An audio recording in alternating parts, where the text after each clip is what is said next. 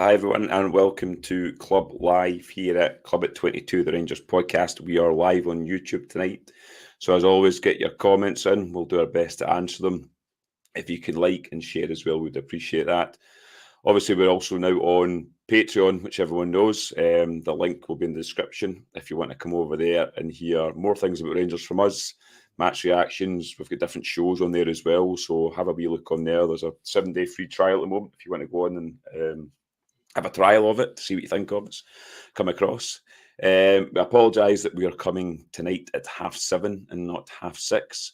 We have had a few injuries today in terms of a few of us. So me and Mr. Haymarch are the ones that have shown up tonight. I think Mr. Carney may be joining us in the next 15, 20 minutes. So yes, my guest tonight, again, Ryan. I know we filmed a show last night. Thanks for coming on tonight again. You're welcome, Ali. I'll do anything to help you out when you're in a time I need. No, all good. But mate, it's I feel sorry for them that listened to the pod we recorded on the club transfers. It was a brilliant pod to do. I enjoyed it, but if you've listened to that, then you listen to just those two again. Then we do apologise. As you say, we've got a few injuries today, and everybody knows we've got stuff in our outside lives, but we always do our best to at least deliver a pod, but we do apologise. It is an hour later than I'm usually on, but happy to be on, talk all things Rangers, and it's been the most positive week we've had for a couple of months anyway, Ali, let's put it that way. Would it be hard? Well, I was about to say, I've still not seen Rangers win a game yet though, so we don't do that anymore. No. Hopefully that changes tomorrow, but we'll get on to Motherwell. But yeah, we'll look back, Ryan, on the Kyiv game. Obviously, yourself, me, and Carney did a post match on the game. We watched it along with Tommy and the Viceroy. When we both all turned up there, we looked at the team. I don't think any of us really expected much for Rangers, but ultimately, I actually thought Rangers played reasonably well for the players we had in the park, Ryan. And we came away with a fantastic result. If somebody had told me at the beginning of the game it'd be one each to Rangers, I would have laughed, to be honest. I mean, before we did I think it was last week, I gave him what I thought the score was going to be, and I said 1-1. But that was me being extremely optimistic, and then I changed and went, if you want me to be blatantly honest to everyone, I thought we could beat 2-0. But for Rangers to draw that game 1-1, we are majorly in the tie for next Tuesday. What was your thoughts looking back in the game now, Ryan, now there's been a few days gone by? Well, firstly, happy. You've got to take the positives, especially how we've been playing, Ali. We've been, in terms of pre-season training, absolutely miles away from where we should be in terms of bringing personnel in, fitness, sharpness, everything. We've been miles away from it. So I don't believe there's any real fan would put their hand in the heart and say, yeah, Rangers will win or will get a good result. I don't think anybody fancied us on a Tuesday, especially after what Kyiv had done in the first qualifier against Partizan. Rangers were good.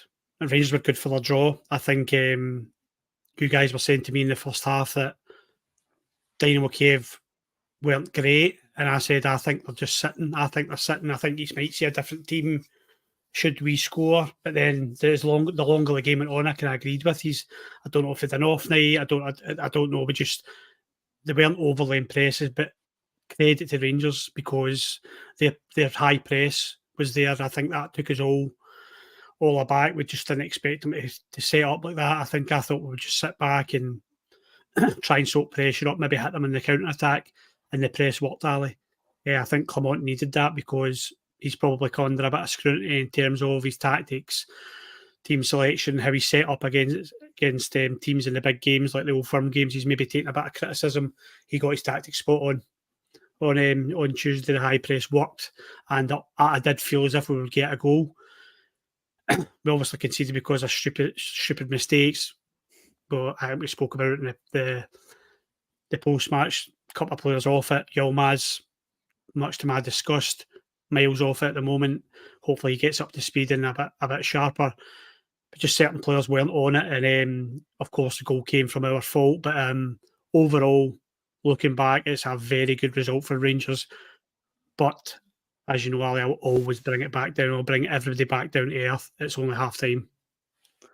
Yeah, it is only half time. I know after in the match reaction, I says I fancied Rangers next week, and I still fancy Rangers. We're at home. We'll have 50,000 bears behind them. I know it's at Hamden, but I just looked at Kyiv. I was the same as you. Because they battered Partizan and they put 9 goals by them. You just looked at that and their record, and you thought we could be the end of a scalping potentially. And I didn't think they were overly great. Is that? Oh, thanks very much, Gordon Addy, for the super sticker. That's much appreciated. But yeah, I didn't think they were overly great. But was that down to Rangers? And Clement alluded to the fact that in terms of stats, Rangers had the better. I think they had 6 shots on target to Kiev's 3 or something. So I think the Rangers had most of possession as well. So yeah, I think Rangers were well worth their one each draw. I think they deserved the one each draw. Looking at a couple of players in the game, Ryan, we'll kind of stick at the back. Yilmaz, I'm going to give a pass because we've talked even through pre-season that why we're not playing Yilmaz, because he's our first choice left back. He should be playing. So I'd give him a pass because he's not had a pre-season really in terms of playing games for Rangers. I think he'll come good when he's got a run of games with him. So I'm not worried about Yilmaz. But the centre backs, I know Proper is here, and I'd like to think he starts tomorrow. But John Souttar, again, I know we slaughtered Davies against Hearts, but John Souttar didn't have a great game. Last season, he was culpable for a lot of goals for Rangers. But I just thought, once again, it showed to me that John Souttar is a squad player for Rangers. He'll do in certain games, maybe at Ibrox, whatever. But I thought he was poor, Souttar, and it showed to me that we need to go out into the market and get another centre half as well. I don't know what your thoughts on John Souttar is. Yeah, Souttar's a strange one. How do I put kind of my views on John Souttar? I very rarely come away from a game or watch a game and think, yes, Souttar was really good tonight. Is that fair? Is that harsh? Yeah. I don't know. It's just how I always feel. I never feel as if Souttar's a stick out or he's had a really solid game, or I don't feel he's reliable. Now, his partnership changes all the time. He's had to swap left, right, centre half. I know this is a thing and I don't like it, but we're always swapping our centre halves about. Does he need a consistent pairing next to him, a consistent defence to play with? The midfield's changed a lot as well. If you think of Lundstrom coming in and out of the team and how we've done it, we've changed about our midfield. So I'm trying to be the devil's advocate here, but you just always feel as if he's got a mistake. He doesn't look too tricky, Ali, with the ball over the top. He gets caught under the ball a lot. On the turn, it just doesn't fill me with a lot of optimism when he's starting. And I'm sorry if that does sound harsh, and I know we've just had a good result, but it's important to kind of highlight how we've seen it. But yeah, John Souttar is a weak link at the moment. I think if this boy Prooper, I'm going to say Prooper because I think that's how it's pronounced today. So I'm going to go fancy on you and I'll pronounce it Prooper. But I think if this boy is any good, then I think he's pairing the other person who plays next to him. The position is up for grabs, whether it be Balogun or other, which I would like to see, is to go into the market, Ali, and sign another centre half. I think it's something we need. He just doesn't strike me as someone who's going to be a consistent, reliable player in a team going forward for us. I just don't see it. Yeah, I agree. And we've been joined by a special guest as we've been talking here, Ryan. It's good to get a guest on. It is good to get a guest on. Yeah, so the special guest that has come on tonight is Mr. Scott Carney. Carney, I know you were in the background there because you could hear what we're talking about. We've touched on the Kyiv game and we're just touching on a couple of players. Obviously, Ben Davies got slaughtered against Hearts, and rightfully so, because he was absolutely awful in that game. Souttar against Kyiv, like I said to Ryan, shows for me that we need to go into the market for another centre half to play beside Proper or Prooper, however you pronounce it. what's your thoughts on John Souttar? I mean, like I says to Ryan, I think he's all right as a squad player. Occasionally he could play against whoever it is at Ibrox or St Johnstone, whatever it is, but I just don't think he's good enough to play for Rangers. Yeah, hello everybody. Hello, thank you, Ali and Ryan. Yes, there was a wee bit of, I'm sure Ali explained it all. Dad duty's got in the way for me tonight, so apologies for the lateness. Couldn't be helped, unfortunately. And yeah, me and the missus have decided we're going to do it again for a laugh. So yes, got all that to look forward to. But yeah, Souttar, mate. Look, I think I was trying to convince myself that Souttar was going to be okay, that Souttar was going to be the guy that we'd be able to rely on, and he was one of the positions that we wouldn't really need to worry about as such.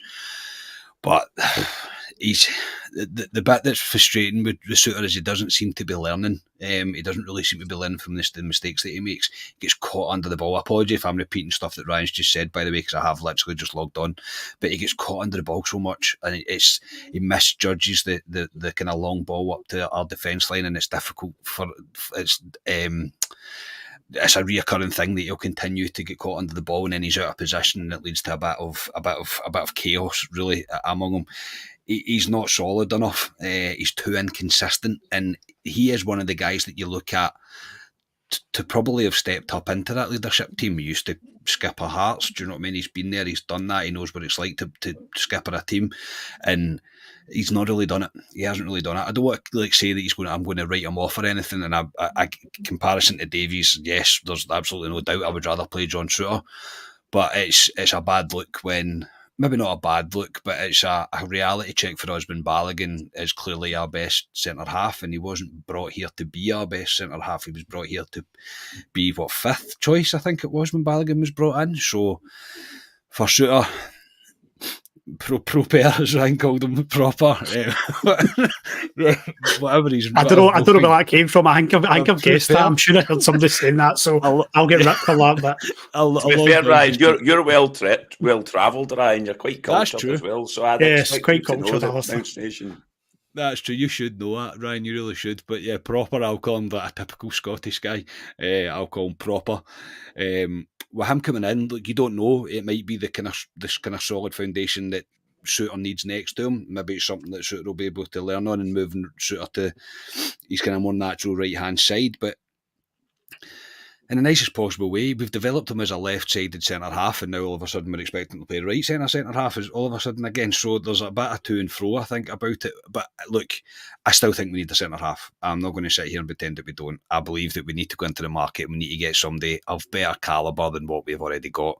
Maybe not to the experience levels and the calibre levels of what proper might be on paper. Obviously, we've not seen him playing football, but I definitely think there's room for another body in there. And Souttar will do fine in most games, but he does have that moment in him where you go, you don't seem to be learning. You don't seem to be learning, and I'm trying my hardest not to be too negative on him or on this podcast for that matter, because it's been quite a positive week, which is a rare thing as a Rangers fan recently. So, but yeah, still very much would expect Rangers to add to the centre half area. Yeah, I just thought I'd pull Souttar up because Davies got absolutely slaughtered on Saturday, and I just don't think Souttar's is great either, to be honest. I've been talking about pronunciations of names. Jefte. Hefty Jefte. Well, I just don't call know. Call him Hefty Jefte because you'll get away with it. Somebody will correct you. Ryan will know. Anyway. I'm going to go with Jefte, but. Jefte, 20 years of age. Ryan, I'll come to you. Me and Carney watched against Union Berlin, and we thought he was absolutely terrible at left back. I think you should probably caveat watched in inverted commas because there was a considerable amount of gym and lager involved in watching that game of football. Yeah, he still was poor at the No, he still was poor. Along with the full back line, let's not just single him out, but. Clement said an interesting thing in his press conference today, Ryan, and I don't know if you've listened to his press conference today, but they asked him about Jefte playing further up the park in the kind of left wing slot, and he said he knew he could play there, but he didn't think he would have to play him there now because certain players aren't taking their chances, i.e. is the penny finally dropping on Scott Wright? Can he play there for Rangers? I don't know if he was having a go at Scott Wright, but he's basically said they had to play Jefte there because other players aren't taking their chances there. I thought when Jefte came on and played that position, I thought he was very good. Going forward, he looks good. I thought his balls in the box were very good. I thought he was dangerous. Do you think that's a position we'll see him going further forward at the moment? Because obviously we've not got... obviously Cortez is injured at the moment, so do you think that could be his starting position for Rangers going forward at the moment? Well, in terms of you and Carly's diagnosis of Jefte in Germany, I've got some brilliant voice notes that I could play just now, but I don't know if it'll get chucked off YouTube. Don't do that. Don't do that. No, my one about Tom Lawrence. Oh, that was a belter. That was a good one. That's I think that one about Tom Lawrence is for platinum Patreon. It's so good. It's an absolute. If anyone meets me in person, I'm happy to play that to them because it's an absolute classic. But anyway, what's seen a Jefte at left back in the pre-seasons again? It's harsh to judge the guy, but he looked like lost at sea. He was all over the place. He's defending his position and everything. So it might work better if he's played further up the pitch. He looked a lot more comfortable when he came on. With the ball at his feet, driving with the ball. He looks to come inside. It's not always a deep cross. He just looked handy. He looked a bit of a menace, if anything, Ali, and it's something we need because our left winger is out for the short-term future in terms of Cortez. So I think it looks a no-brainer for Clement to play him there. I would be disappointed if it's not a Yilmaz Jefte combination on the left-hand side because this is something we need to start doing. But this team is going to change a lot from now to the 1st of September. I'm adamant it will. But we need to start forming partnerships because players, chopping and changing players and these partnerships not forming will cost us. So Ridvan and Jefte have played together for what? How long was it? When did Jefte come on? Did he half-time? Did he come on Tuesday? Half-time. I think. Yeah. Half-time? Half-time. So they played together and it was a successful 45 minutes. So stick with that. That's your left-hand side sorted for tomorrow, as far as I'm concerned, and try to form other partnerships elsewhere.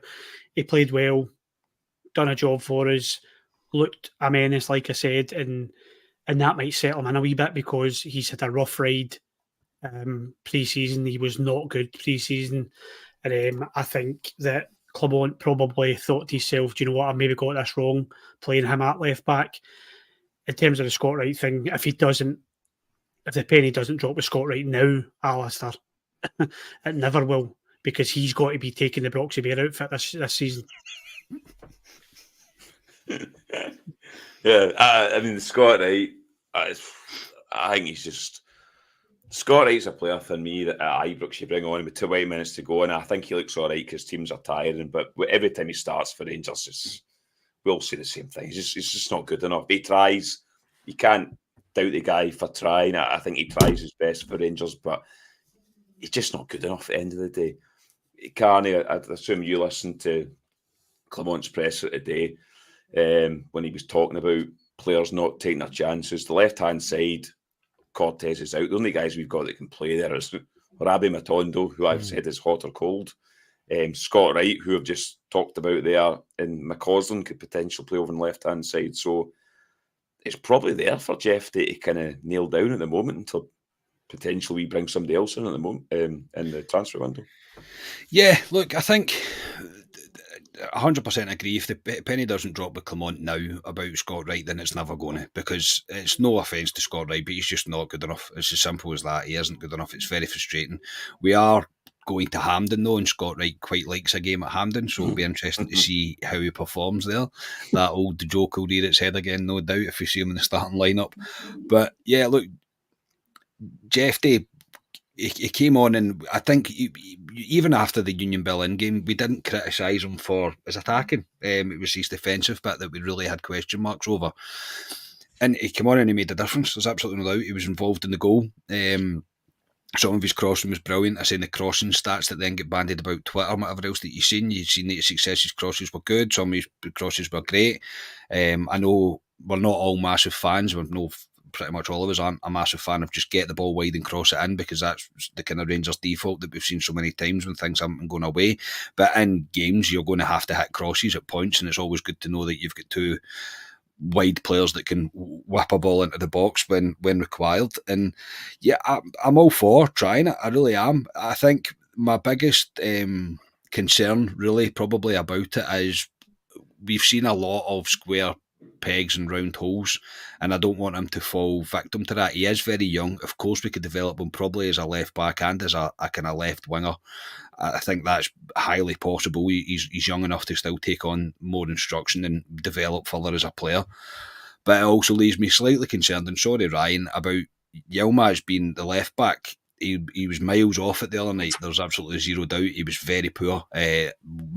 Could be contributing reasons of we didn't really see him a lot in pre-season, and he does have a tendency to get injured. And at that point, you're then left with who? Do you know what I mean? And then because you've left Matondo out and left Wright out, who are not the answer, not by any stretch of the imagination are they the answer, but because you've left them out, they're coming in out the cold a wee bit. And you know what I'm saying? It's kind of twofold. I 100% agree that he should probably start tomorrow due to these performance that he had in the second half against Kyiv. I would expect him to start on the left in one of the two positions anyway. But it's just a wee bit of are we now leaving ourselves short at left back as well as with an extra team. But we lack quality and depth in pretty much every area. There's not an area of the squad where you think we're solid there, barring goalkeeper. I don't think many people would have complained about Kelly if he had to come in and play the odd game for whatever. I don't think we would mind that. But the left back position, you're then left with, if Ridvan's down, if Cortez is out, and there's, again, the sceptical Rangers fan in me is going, will Cortez really be back in 4 or 5 weeks? I mean, does that ever happen at Rangers when the timeline is correct? I very much doubt it. I mean, Danilo was getting fitter 3 months ago, and he seems to have vanished again. So I don't tend to take the things too serious or for gospel anyway. But yeah, I think that would be my only concern, mate. I'm quite confident with him playing on that left hand side. He shows that he's got the ability to do it, and the only wee bit that I would be concerned about would be leaving yourself short at left back due to what may or may not happen to Yilmaz. I'm going to say he's going to get injured. I don't know that, but the chances are he's going to pick up a knock at one point because that's kind of the trend that we've seen with Yilmaz. So yeah, I've got no doubt Yilmaz will get better and he'll get fitter and he'll be more match fit and we'll be able to see the best of him. We all know there's a player in there, that's for sure. And the run for him at left back will probably do him the world of good. And having both your players developing at the same time, possibly, as I say, possibly. But the only concern would be just leaving ourselves short at left back.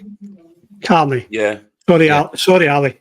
Carney, do you think we're short of a left-sided player, like a left-footed side player? If you think, you make a good point about like Yilmaz, the question's still there, hanging over him about his fitness. So if him or Jefte did get injured, we really only have one kind of left-footed, left-sided player left. So are we short of one, maybe? Possibly, mate. You got Robbie Fraser, who signed a contract with Rangers and played a couple of games last season and looked tidy, I thought. Decent, yeah, absolutely. Decent option. He is an option, yeah, he's 100% an option, but if Yilmaz was to get long-term, and do you know what I mean, it's one of those ones where you're kind of juggling, I suppose. I guess that's a manager's job as well, to do that. It's to juggle and utilise the players that he's got at his disposal. But I even think with Cortez being the out-and-out starter left, me and Adam discussed this in Club Extra a couple of weeks ago as well, that we probably are short on that left-hand side. Matondo, for me, I think, as much as we want to laugh and joke about it, he's not good enough. He just isn't good enough. Fair enough, he scored a worldie against them, but it's not good enough to think that you merit a jersey at Rangers. And same as Scott Wright. No disrespect to him, he's one of the most frustrating players in the world to watch because he just offers you very, very little, very, very little indeed. So I wouldn't have been happy probably anyway, going into the season as Cortez starting on the left with Matondo or Wright as backup.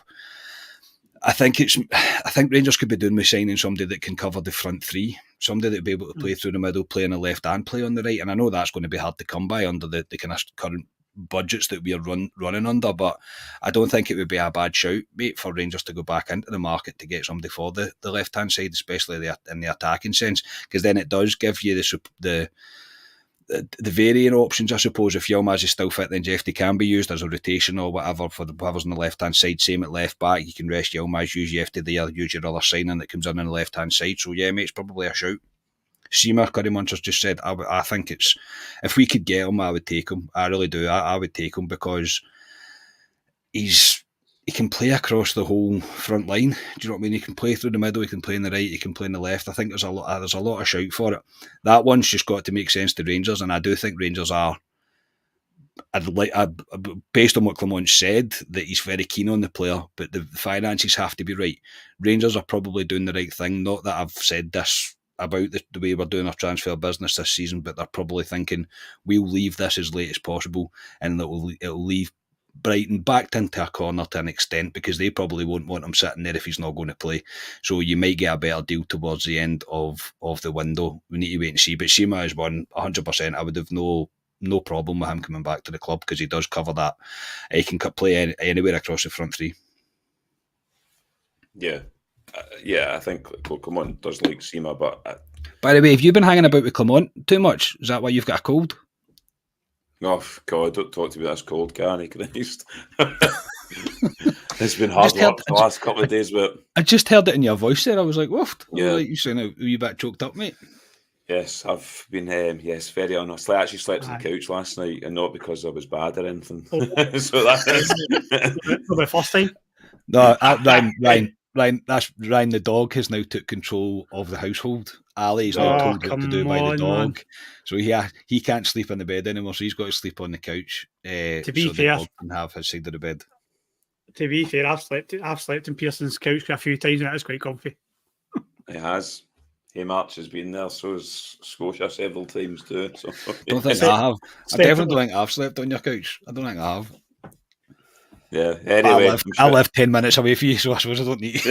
What are we talking about? I know. I'm sure everyone's tuned in to hear about folks that are yes, I'm sorry. How did we get here? How did we get here? Yeah, but before we go on to the dreaded Manscaped, which I will try and get through. I'll do it for you if you want. See, since you've got a cold, mate, I'll do it for you. There you go, Carney will do it for me. What? One last guy. One last guy in terms of that game the other night. I just want to briefly talk about, because I'm just looking at time there, Ryan. Cyril Dessers. He's a guy, like we said before, but that guy for daily record asked Balogun about in terms of, do you think he's going to score a goal for Rangers? And it's just shocking for that guy. So he's an enigma, Cyril Dessers. But I actually thought I had an all right game against Kyiv. And see, for the goal that we actually scored, I've watched it back umpteen times now, but the layoff from to Lawrence out wide, he continues his run. Obviously, the ball goes out to Czerny, comes in, he ghosts in between the centre halves and puts the ball at the back of the net. He scored a big goal for Rangers, Cyril Dessers, and he's the guy that's going to lead the line for Rangers at the moment, because Danilo is miles and miles away at the moment. What a difference a goal makes. I've actually put a reminder on my calendar for 4 weeks' time when he'll be due a skin fade again, so I can go to that barber's and hopefully get a freebie when he's in. Cyril Dessers, we're doing I thought we were only recording until 8:30. That's what says brief. I know, I don't want to take the foot. I know we've got the Manscaped. Where do you start this guy? Right. This one goal has changed my mind on him. I've been thinking about this since Tuesday. This guy's trying his heart out. There's no doubt about it. He's not the versatile striker that we want. He scored a really important goal, so he has got that to his game. He has. The only downside of his game on Tuesday was we were desperate for a goal, and that's where the frustration comes from. But it was all historical, because he actually did have a good game, apart from his wee turn in the box where he should have just rifled it, and he tried to take the extra touch, and he tried to just shimmy away from the defender. He played well, and that run, I know I keep going on about it, that run was ridiculous. He's off the screen, he's on the ground at the halfway line, and he runs from absolutely nowhere and finishes it. It's a brilliant goal, and he deserves all the credit for it. I'm not saying I'm on the Dessers train yet, but I'll tell you something. Like, you bought your ticket. Can't hide away. I bought my ticket. I've not decided to go on it yet. I've not decided if I can make it. But you know what? Like, you're only as good as your last game. And see, right now, I'm not getting on his back just now, because he got us a massive goal on Tuesday against all the odds. I was, as you said, boys, we were all slating him, but I was in the middle of slating him. Literally in the middle. I think if I remember correctly, I think I was upset that he was lying on the ground at the halfway line. But when you look at, he's laid a ball off and then broke his back in the last minute to get there into the box and finish it. So egg all over my face and egg all over lots of fans' face, because if he keeps doing that and he keeps getting his numbers up, you can't really say anything about it. The other players round about him need to step up. They need to start scoring goals and creating chances as well. So I think he is a scapegoat at the moment with Rangers support because of our frustrations about the stadium, lack of signings, blah, blah, blah. He's done the business so far this season, and that's where we should go with. Yeah, I agree. He's the only guy we've got, because Danilo's, God knows what Danilo is. He's been sitting on the bench the last couple of games, but he can't play. So why is he on the bench? Again, will we see him this weekend on the bench? God knows. As an open ticket. Aye, what's quickly for the Manscaped? What's your thoughts on Dessers? Because he is the only guy we have for the moment. He is, yeah, he is. That's the thing, and I mentioned it on Club Nights during the week over on our Patreon. I mentioned it. I said, like, unfortunately, it looks like, but unfortunately or fortunately, whatever side of the train that you're on or whatever ticket you bought for the train, he is the only option that we have. And Clement coming out and saying, "Oh, he's learning and he's looking to improve," and I think he genuinely wants to improve. I don't think it's a case of he's kind of deliberately doing what he's doing, if that makes sense. And a lot of the time we think that as fans, why is he doing that? What's he doing that for? But it's just the player that he is. I don't think we're going to see massive revelations from him, but ultimately, the guy who scored us another big goal. That's a big goal for us. That really is. That's gave us all a much more positive week than we thought we were going to get. I don't think anybody expected us to get a result in Poland. I don't think anybody thought we would be close. And he was the guy that set up the goal. He was the guy that done it all. And yes, he's one of the most frustrating players I've ever probably watched at Rangers. He really is. Because some of his misses are horrifically bad. Some of his decision making, again, is horrifically bad. Some of his passing is horrifically bad. And then he's involved in that move. And he was unlucky earlier on with a header as well. That was a good save by the keeper, you've got to say, to turn it round the post. It's a good header. He's done everything that he could possibly do there to get that ball into the net. You can't criticise him. The one against Hearts where he heads it off the bar in the post, but that is incredibly unlucky that ball doesn't go in. There's absolutely zero doubt about it. I'm the same. I'm not sitting here saying he's the second coming or anything like that, but we're at the point now where we're not really left with a choice. We need to back the guy. It doesn't look like he's going to go. It doesn't look like that anyway at present. There has been rumours of interest, but every bit of interest in our players seems to have very much quietened down. It has been a quiet week in that regard. So, yeah, you've got to somehow try and get the best that you can out of this guy. I still think some of the play that we do doesn't suit him, but do we completely change what we're doing in order to suit him? Again, it's a balancing act for the manager, but look, fair play to the guy. He doesn't give up. His attitude is fantastic. He continuously goes, no matter how poor he's been, he'll continue to go, and he's the guy that got us the goal. We're going to need to stand by him just now. That's as simple as that, and it hurts you to kind of swallow the pill, because we all probably thought he was off at the end of this season, the end of last season, but it doesn't look like the case. And as I say, I've just got to give credit where it's due to him, because ultimately he was the one that got us that crucial goal. He started the move pretty much, and the finish is fantastic. He's in the right place at the right time. Yeah, he's a dilemma, mate, and he will be probably for the entire duration of his Rangers career. Yeah, I still think we need to bring a striker in, if I'm being honest. 100%. But if he's a backup to a guy we bring in, I'd be quite happy, to be honest. So, yes, but it is now time for the dreaded Manscaped promo from Carney. Here we go. Yes, mate.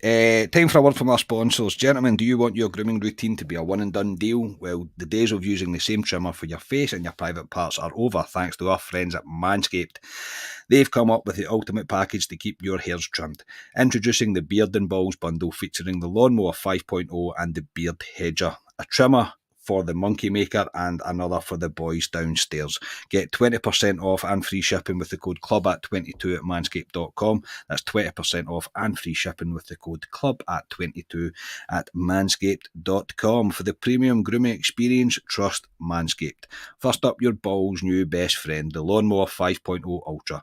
This trimmer gets it right first time. It's gentle on the skin and your delicate places. With 2 interchangeable skin-safe blade heads, you can choose between a precise trim or a smooth finish, and it's waterproof.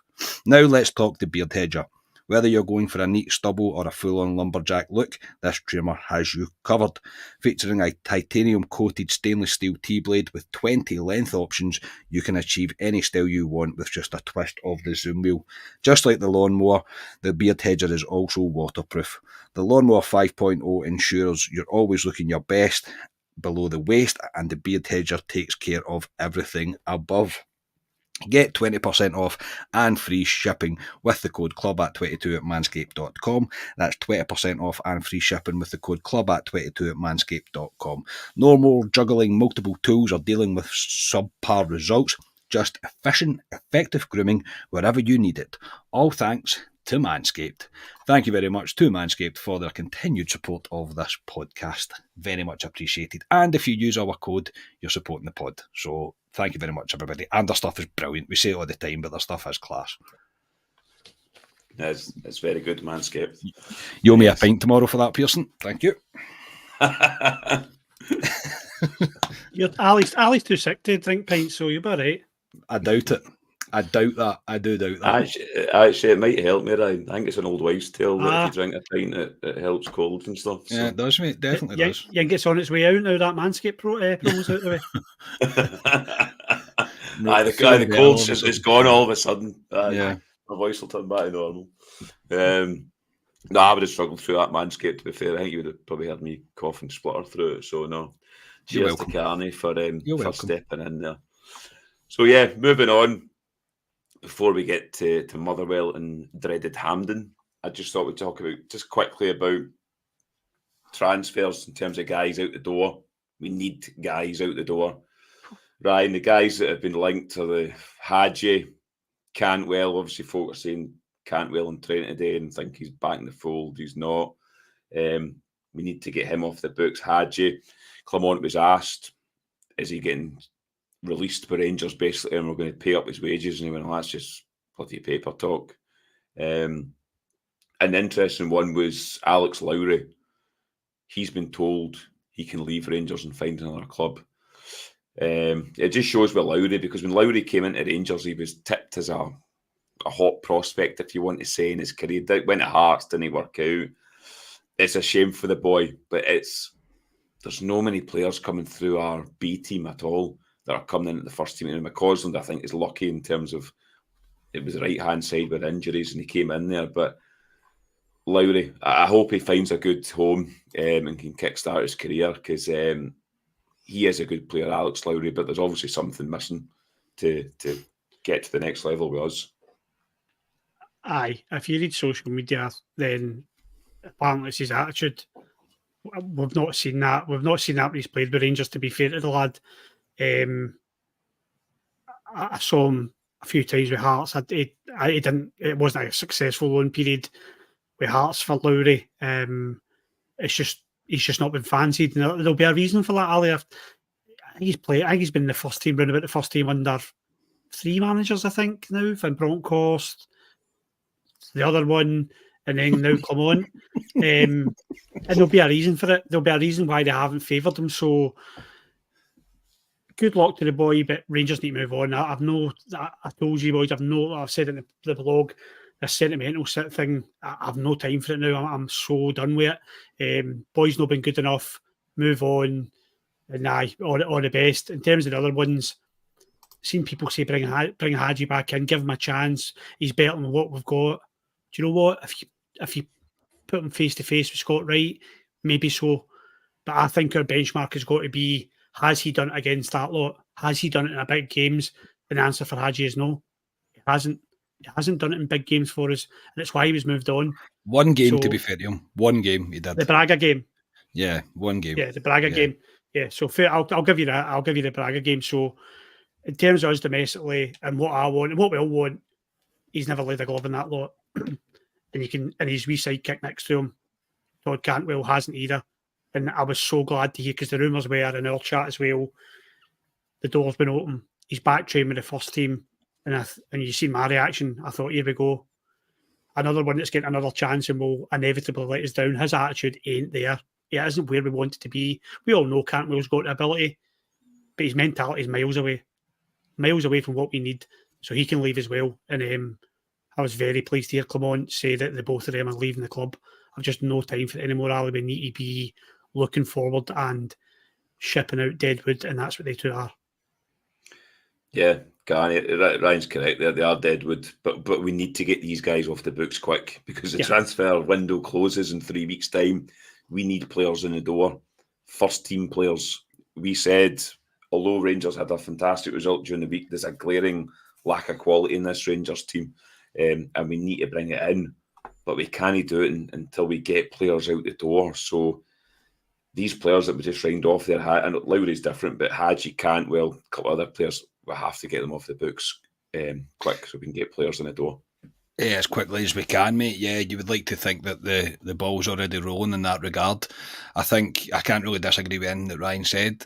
Hadji's one that you think, oh, maybe we should bring him back, and it's one of the things that kind of plays in the back of your mind, and then you remember and you go, no, because he's not really been the same since he came back from that injury. He's extremely slow. I think he slows the game down quite a lot. I think he's an intelligent football player, but for what we need and for what the style that I think Clement's going to go for, I don't think he fits. He just doesn't fit the bill. It's a guy we should be looking to cash in on. I'm not going to say, I told you so, or anything like that. I don't mean it like that, but as soon as I heard Rangers are going to release him for free, I thought, nonsense, that's not true. Rangers won't do that. Somebody will buy him. There's somebody that will buy the name at least.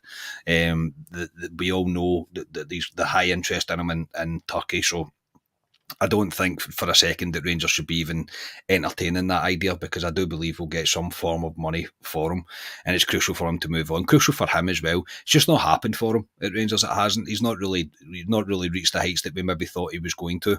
I think we ourselves, we've seen glimpses of it, wee bits of it, but as Ryan said, consistently against the kind of consistently in big games, you just didn't see it. You really just didn't see it, and I for one would like to see him go on, and I hope he does go on and have a good career elsewhere. I think he's got ability, yes, but I just don't think he suits Rangers. I really don't, and that happens with signings, I suppose. But Cantwell's one that, yeah, I'm very glad as well as Ryan that Clement said that no, he's still training himself. He's not training with us. I don't want to be training with players that don't want to be here. Perfect. Absolutely perfect. It's a shame that Todd Cantwell's going to end his career like this. It really is, because a lot of fans liked him. A lot of fans were into him. A lot of fans believed his hype, if that makes sense. And to me as well, an extent as well, I thought we've got a great player here. He's going to kick on. He's got problems at previous clubs, and I think it's clear to see that he's obviously got a bit of a high opinion of himself, that he believes that he can always do better. And he didn't show it for Rangers. He really didn't. Not anywhere near a consistent basis. Again, in big games as well, like Ryan mentioned. So no, I would have thought a lot less of Clement, and to be honest, I think if he had been back in the team training, it would have been the board that had put the pressure on him in order to incorporate him back into it. But again, I don't think Clement's the kind of guy that's going to put up with stuff like that. So Clement's quite right to go, no, he's nowhere near us, because he doesn't want to be here. So if you don't want to be here, you don't play with us. It's as simple as that, and it's up to him and his agent and Niles Coppin to find a suitor for these players as quickly as possible. Not that I'm not bored, of course I am. I don't want to give them away for a pound, but if we just get some form of return, $1 million, couple of million, whatever it may be for each of them, get them gone, whatever we need to do, clear the wages and reinvest it immediately in a solid number 10, then yeah, as quickly as you can get them out. Lowry, I feel sorry for him. I do. He had a bit of personal trouble in that as well, that I think kind of derailed him a little bit, and he was one player that I really did have high hopes for. I really did, but he does it in the B team games. You see him in the B team games and he looks like a world beater, man. He looks superb, scores some fantastic goals, but every time he has got a chance, and it's not been on a consistent basis, I get that, but he's never played for the first team where I've went, wow, my goodness, this boy needs to be playing in this team. He's never done it. He really has never done it. So I kind of feel bad for him in that regard, but I think he'll be another one that Clement's looked at now, and probably over the pre-season as well, under training with the first team, that he's went, nah, you don't quite have what I'm looking for. So again, he's another one that would need to go find a club, and that's not for wages or anything like that, but go find a club, play football, try develop yourself, and who knows what the future holds for him. Yeah.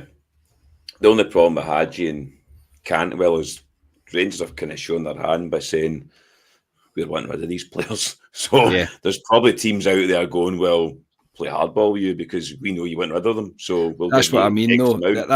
That's what I mean. I don't think Rangers would be difficult to deal with, though. I really don't. I think at that point Rangers would be going, okay, we've made a loss on probably both of them, but I think you'll get your money back for Hadji. I do. What did we pay for Hadji? $3.5 million or something like that? I think it was for Hadji. $3 million. Is that right? Yeah. I think you'll get that because his name, isn't it? He's a brand, Hadji. Yeah, even $2.5 million, you lose $500,000 on him. Okay, it's not perfect business, but you still can get him off the books.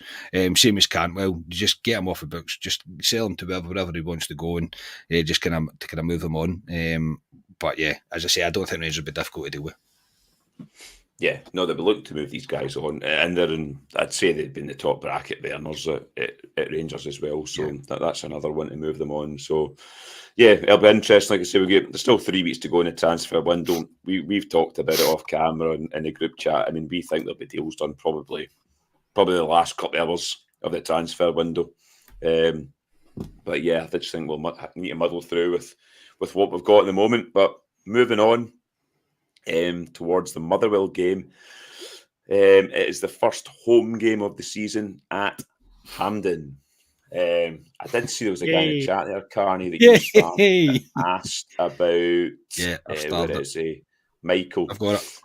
Yeah, he was asking where we all get sat at Hamden. So apart from Mr. Haymarch, who sits in the Govan front and shouts at Tav down there, so Mr. Haymarch, as far as I know, is in the north stand down the front.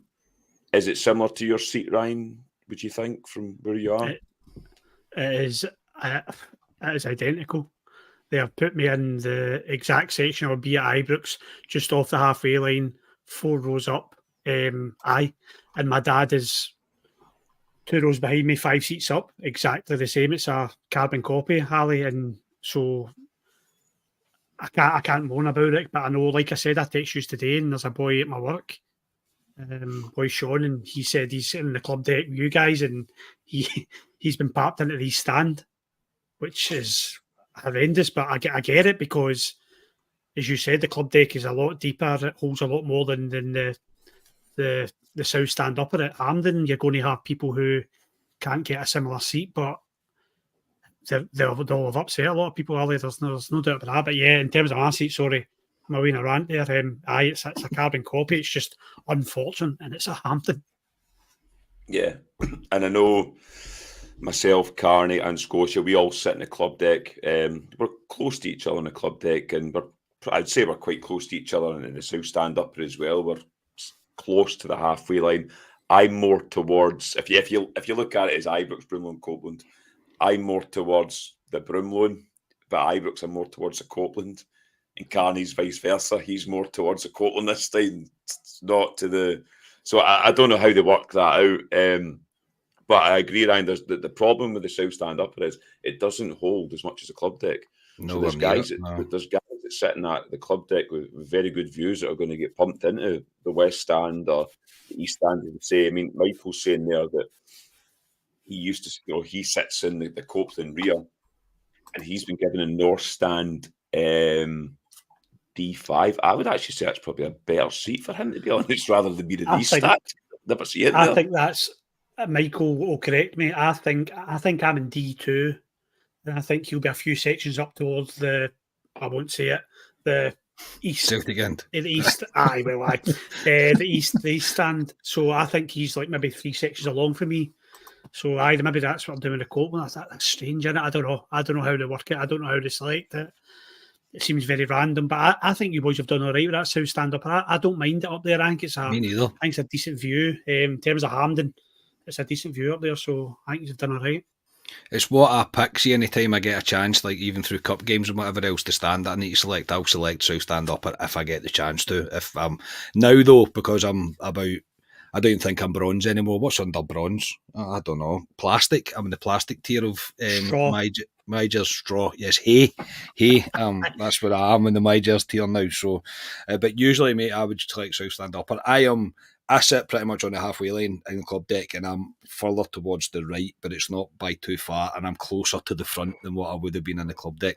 I've got no idea how they worked it, but the boys that sit next to me messaged me and said, "Oh, my ticket's right next to yours," and I was like, "I've got no idea how they worked this. Honestly, not a clue how they worked it." I'm intrigued to see if the guys that sit round about me are going to be beside me when I go, because Scotia on the club deck sits behind me. I'm row E in the club deck, and Scotia's row, is it K or something? So he's behind me. But Scotia's in the section to the left of me, so he's further along than me, but he's further down the front. Yeah. I'm more towards the halfway line, but I'm further up the back. I'm row S. I know there's not many rows in the South Stand Upper, but I'm further up to the back. So I'm intrigued to go tomorrow to actually see, are all the group, the guys that I've watched the football with, are they going to be there beside me? Or am I going to be beside random people that I've not watched the game with? So, yeah, it'll be intriguing. Rangers released a video today in terms of Hamden and what to do. And yeah, you don't need to print off your ticket. I know a lot of people were saying about print your ticket off. As long as you've got it on your phone and you can zoom the QR code, you can get in with that. Yes. So it'll be interesting tomorrow going to Hamden. I mean, I bloody hate Hamden. We all hate Hamden. I hate getting there. I hate going out of it. I hate watching football in it, but we need to grim and bear it. We will be there for the foreseeable future, unfortunately. But moving on, our opposition is Motherwell.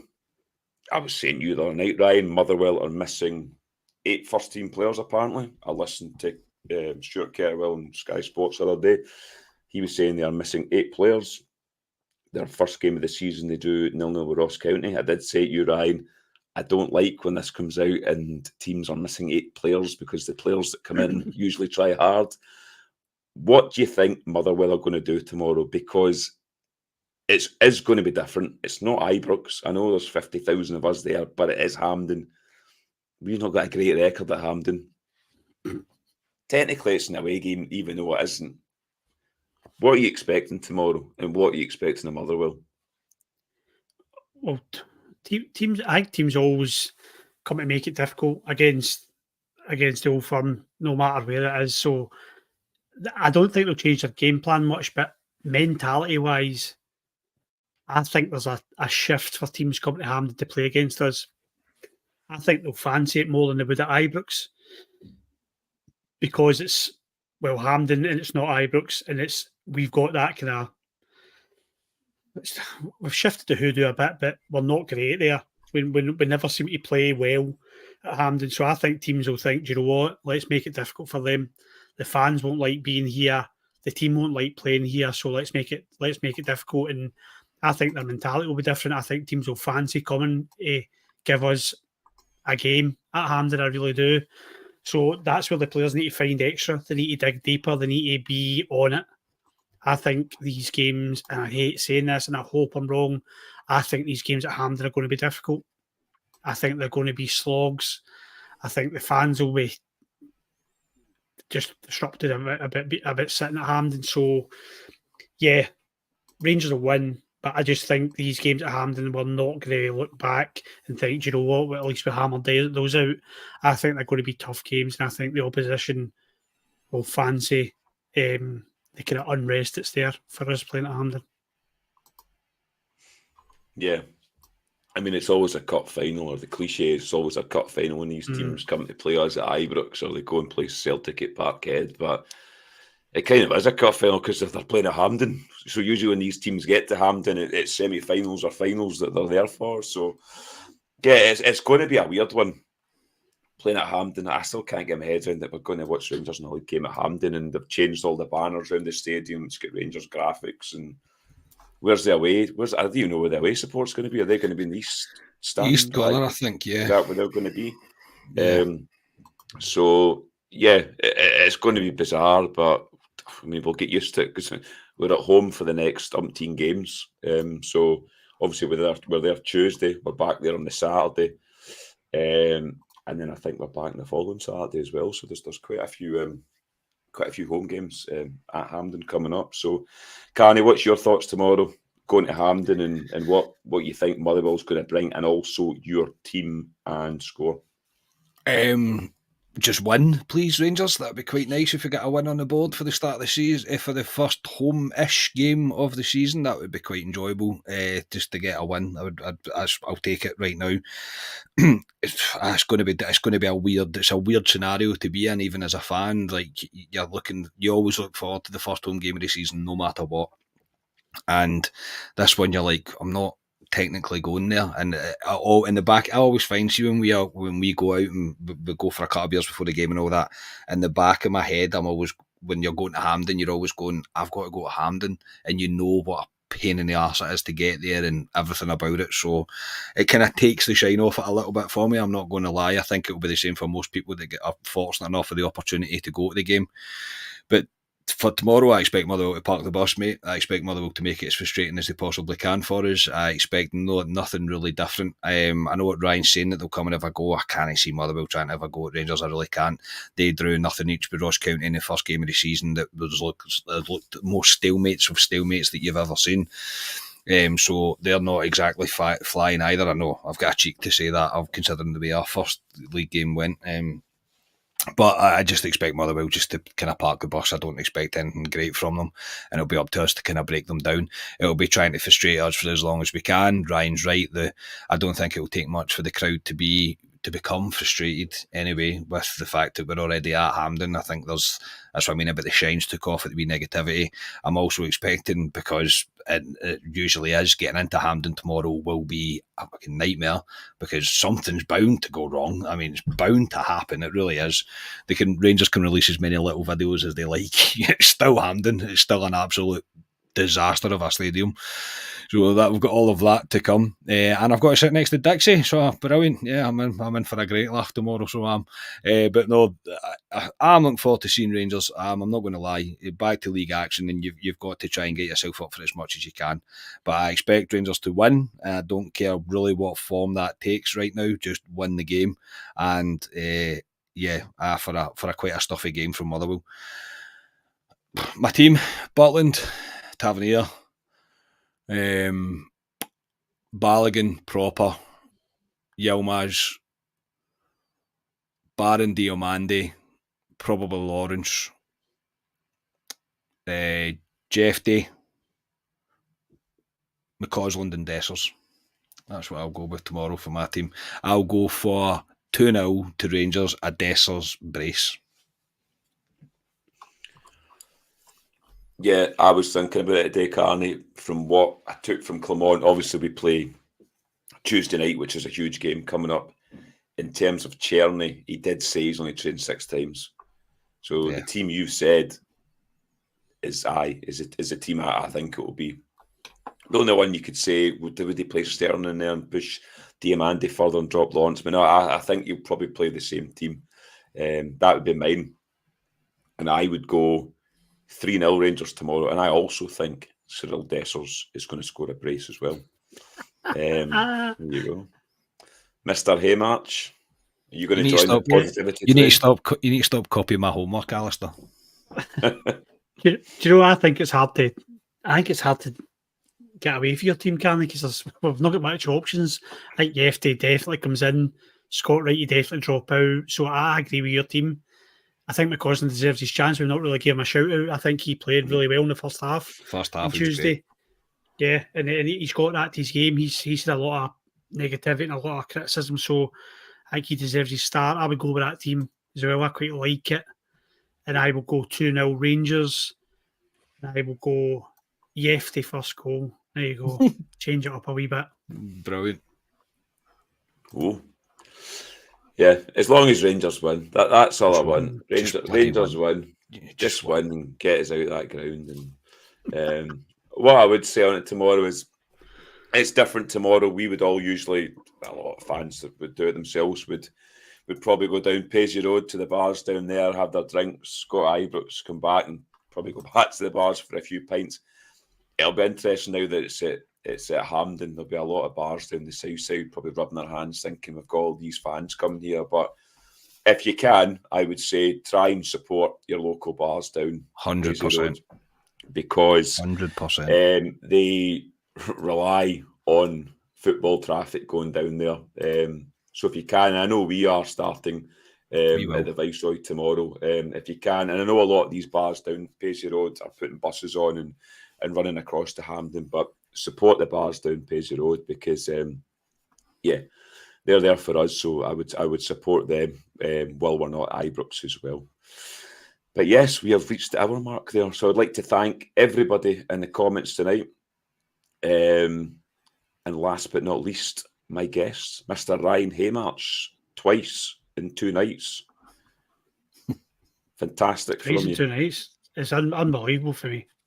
Absolutely unbelievable. And you're all welcome. No, really enjoyed that, boys. Really enjoyed that. I meant to say, I don't think I said thank you. Thank you, Gordon Addy, for the donation at the beginning. I don't think Carly was on, so thank you very much, Gordon.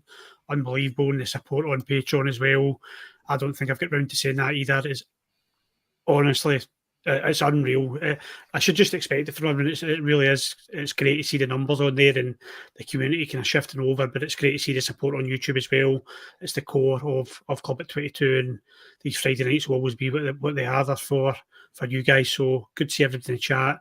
The season's officially back. Rangers are at home tomorrow. So I play up the famous Let's Go Rangers. Yes, and Mr. Carney, thanks for making an appearance tonight, and I will see you tomorrow at the Viceroy. Yeah, thank you, boys, for steering the ship in my absence and for shifting things about for me. By the way, just so you all know, that was all for me tonight. The fact that we were there is my fault, but unfortunately, my wee man will come first, and he always will. So, look, you've got to get yourself up for it. It's the first home-ish game of the season tomorrow. Again, thank you everybody in the chat. I only echo what Ryan says. Please come over and join us on Patreon. We really are trying our hardest to bring you the best possible content that we can. I understand it isn't for everybody, and I've had comments with people on YouTube back and forth, and I understand that it isn't for everyone, but we're generally trying to build something spectacular that you can be involved in, genuinely. So it isn't just all about the money, as much as people like to kind of fling that at us. It's nothing to do with that. Most of the money that we get goes back into the podcast. The boys know that themselves as well. We do our best to try and reinvest as much as we can, and we're building for the future. That's why we're doing it, and we believe that we can do it and bring you something that you would be proud to be part of that journey. So that is why we are doing it. So please do come over and join us there. It would be brilliant to see you all there. Thank you, chat. Thank you, Ryan. Thank you, Alistair. Play up with famous. Come on and just bloody win tomorrow, please. Yes, and I have had Dixie on the phone today, so strap yourself in, Carney. He will be arriving at the pub tomorrow. So, brilliant. Yes, super. Dixie has 100 mile an hour, and Carney needs to sit beside him for 90 minutes. So, but yes, no, thank you everyone for tonight. As Carney and Ryan was saying there, yes, we are on Patreon. It'd be great if you could come across and join us. There's a lot more content over there. Me and Ryan done our Transfer Years show the other night. Plenty of other shows too. Carney's got his club nights too, so we'd appreciate that if you could maybe come over and check that out. But yes, we will be back tomorrow from Hamden with our match reaction. I think it was me and Mr. Carney who will be doing it, hopefully, where the Rangers win. But yes, we have been Club at 22 at the Rangers podcast, and we will see you tomorrow.